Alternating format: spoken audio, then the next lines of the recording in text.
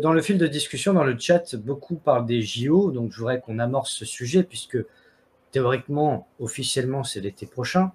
On voit que il est mis en place quelque chose de similaire comme le Covid. De toute manière, c'est une accélération depuis 2020 de ce que certains appellent l'agenda 2030, de l'agenda de Davos. Mais ce qui est assez intéressant, c'est de voir les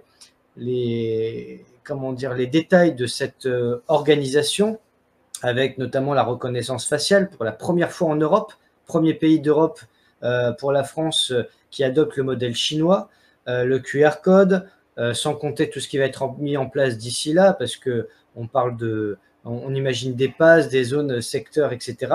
Et puis justement, est-ce que vous pensez déjà qu'on peut s'en sortir? Je suis désolé de poser cette question comme ça, elle est existentielle, métaphysique, mais comment faire déjà pour s'en sortir de tout cela?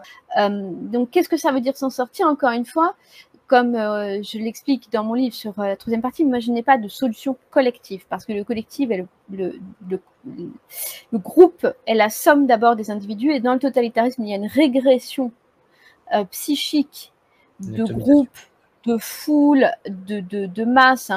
Voilà, c'est le gouvernement de la masse, en fait, le système totalitaire. Et donc, qu'est-ce qu'il faut? D'abord que l'individu lui-même se décolle de cette régression psychique et qu'il reprenne son autonomie et qu'il reprenne sa faculté d'aspirer à la liberté, et qu'il se désendoctrine. Et c'est très difficile, sachant que nous sommes tous plus ou moins liés à des types d'endoctrinement malgré nous.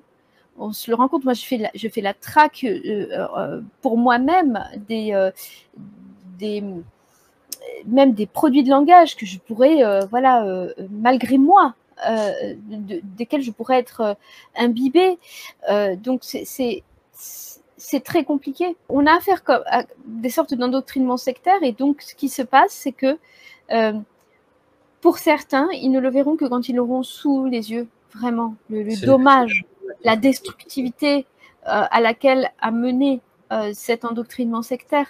Et encore parfois, comme on le voit aujourd'hui, ils ne s'en rendent toujours pas compte et ils trouvent toujours une autre explication